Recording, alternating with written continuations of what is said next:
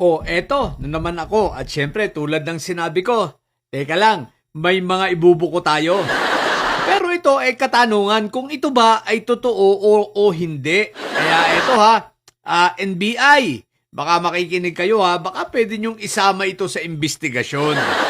Kung ito baga ay totoo o hindi. Bakit? Okay guys, ito ha, itong si Mike Diferencia hanggang ngayon pinipilit nila, pinagbibintangan nila na ang nagtago kay Gutesa ay itong si Congressman Martin Romualdez. Pero ang totoo, alam po nila kung nasan si Gutesa. Alam nila Mike Diferencia, alam nila ito ni Baluga, sino yun? Yung abogadong Baluga, si Balido ba yun?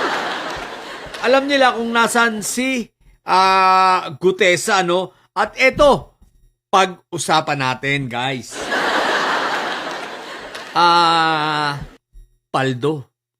Ang sabi ng ating puting kabayo, paldo ang 18 Marines.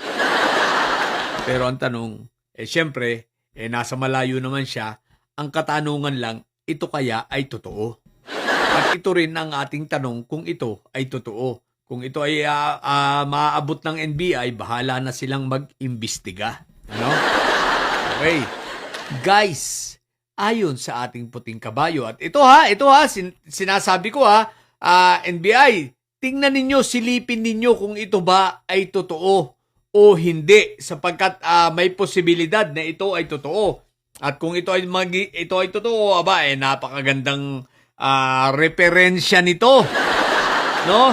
Referensya at sa talagang destabilization plan nitong mga sila Sabit Sipon at itong sila Mike Diferencia.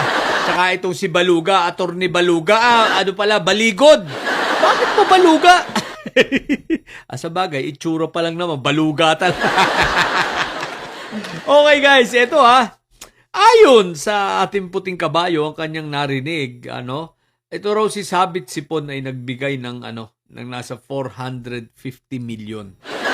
Naglabas itong si Sabit Sipon ng 450 million. Kaya pala galit na galit.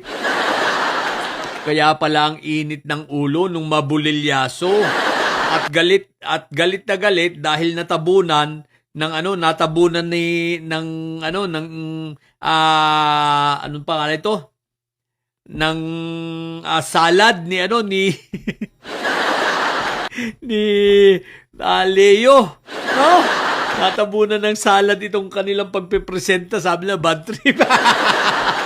450 million ang inilabas nitong si Sabit Sipon at ibinigay kay Baluga, Attorney Baluga, Baligod pala, at kay Mike Diferencia. Ngayon guys, itong 18 mga Marines kuno na ito ay tumanggap na ng advance ng kalahati na tig 2.5 million. So ngayon, 5 million kasi ang offer sa kanila bawat isa. So meron na silang tig 2.5 million at ang 2.5 million ay ibibigay sa kanila kapag sila raw ay tumistigo na. Ang problema ngayon nila Sabit Sipon, ang balita ko ha, ang sabi, kung ito ba ay totoo, mukhang mag-aatrasan. At pero nakuha na nila ang pera. So, tago-tago. The same sa nangyari kay Gutesa, nang makuha ang pera, umatras na. No? Ngayon, di ba, ang sinasabi nitong si Mike Diferencia ay meron pang batch, second batch. Ito ang sasabihin natin. Ngayon, wala na pong second batch. Hindi na matutuloy ang second batch nitong si Mike Diferencia dahil nag-atrasan po. Yan po ang ating narinig at ikwinento sa atin ng ating puting kabayo. Umatras daw po itong mga second batch nito, pero ang narinig ko, ang plano, i-scam nito. Mang-i-scam, paano? Kukunin lamang yung down payment pero hindi pupunta. No? Mangiin-dyan, syempre, ang dami raw na, ang daming naengganyo sapagkat nga naman, isipin nyo naman, napakalaking pera, 2.5 million. magsisinungaling ka lang. Ganun kadali. At sa totoo lang meron dong familiar sa akin sa mga ipresenta ron pag hindi ako nagkakamali taga dyan yung sa Barangay Silangan sa may yung pagbaba sa may Batasan, sa pagbaba ng pagbaba ng what do you call this? Pagbaba ng Pasong Tamo. Parang kilala ko I'm not sure baka ako lang baka kasi posibleng hindi kaya ito ay binitbit ni Ludovica. Kasi si Ludovica po ay dating kapitan ng Batasan Hills at ngayon ay konsehal ng Quezon City at bata nitong si Mike Diferencia. Rin po yan. Ako, sa mga nakakakilala dyan, marami rin yung mga kalokohan. Si Ludovica, hindi ko na lang muna ikikwento pero kilala ko po yan. So, mukhang yon. Pero sige, balik tayo rito Sabit Sipon, no? So, ang laki ng napera. Ang laki ng napera nitong